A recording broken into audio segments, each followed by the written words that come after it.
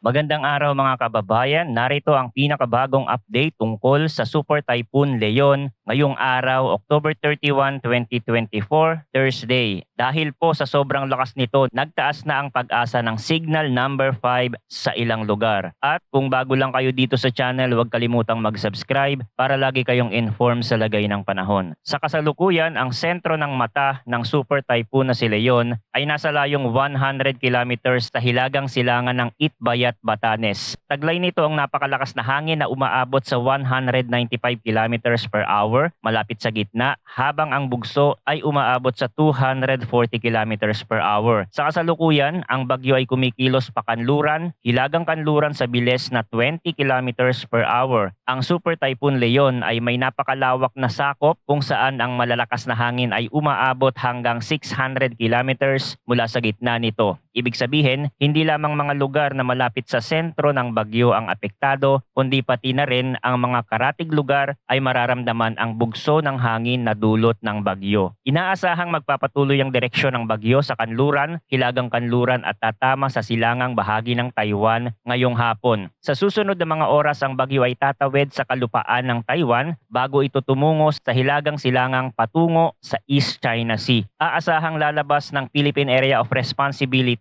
ang bagyo ngayong gabi o sa madaling araw ng Friday, November 1. Bagamat hindi inaasahang tatama ang bagyo sa mismong Batanes, posibleng maranasan ang pinakamalapit na epekto nito sa mga susunod na oras. Patuloy ring manghihina ang bagyo habang tumatama ito sa bulubunduking bahagi ng Taiwan. Ngayon nga po ay nagtaas na ng signal number 5 ang pag-asa sa Itbayat at Basco, Batanes. Nabihira pong mangyari. Ang signal number 5 kasi ay nangangahulugan ang mga lugar na nasa ilalim nito ay makakaranas ng typhoon force wind na umaabot sa 185 kilometers per hour o higit pa. Mayroong matinding risk sa buhay at ari-arian sa mga lugar na ito dahil sa napakalakas na hangin at matinding pag-ulan. Lubhang mapanganib ang sitwasyon, kaya't mahalaga ang agarang pagdikas sa mga ligtas na lugar. Signal number 4 naman sa natitirang bahagi ng Batanes na nangangahulugang malalakas pa rin ang inaasahang hangin na may bilis na 118 to 184 kilometers per hour. Maghanda para sa mga posibleng pinsala sa mga tahanan, infrastruktura at kabuhayan. Signal number 3 sa hilagang bahagi ng Babuyan Island. Ang mga lugar na nasa ilalim ng signal number 3 ay makakaranas ng malalakas na hangin na may bilis na 89 to 117 kilometers per hour. Ang ganitong lakas ng hangin ay mapanganib pa din sa mga gusali, kabahayan at mga ari-arian. Paghandaan ang posibleng paglikas at tiyakin ang kaligtasan. Signal number 2 naman sa natitirang bahagi ng Babuyan Island, mainland Cagayan, Isabela, Apayao, Ilocos Norte. At signal number 1 sa natitirang bahagi ng Isabela, Quirino at Nueva Vizcaya, Mountain Province, Ifugao at Benguet, natitirang bahagi ng Abra, Kalinga, Ilocos Sur, La Union, Aurora. Sa mga susunod na oras, asahan ang malalakas na pag-ulan sa mga apektadong lugar. Ang malalakas na pag-ulan ay maaaring magdulot ng flash flood o biglaang pagbaha. Sa kasalukuyan, orange warning sa Babuyan Island at Batanes kung saan may mataas na banta ng pagbaha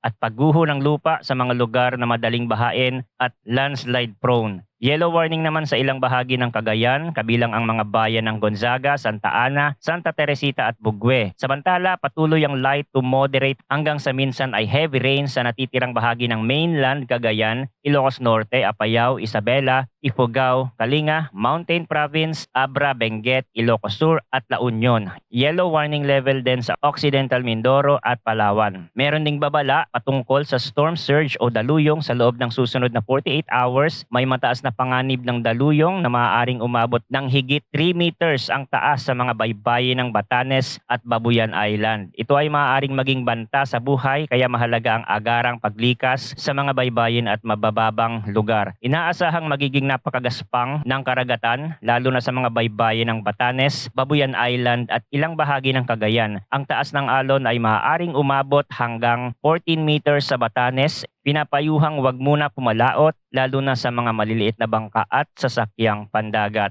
Paalala po, huwag maging kampante ang mga nasa lugar na sakop ng mga tropical signal, makipag-ugnayan sa kanilang local disaster risk management office at sundin ang mga tagubilin ukol sa paglikas at mga lugar na maaaring mas ligtas. Ang panahon ay mabilis magbago kaya't manatiling updated sa mga susunod na ulat mula dito sa channel para sa pinakabagong balita tungkol sa lagay ng panahon. Salamat sa inyong pagtutok at manatiling ligtas.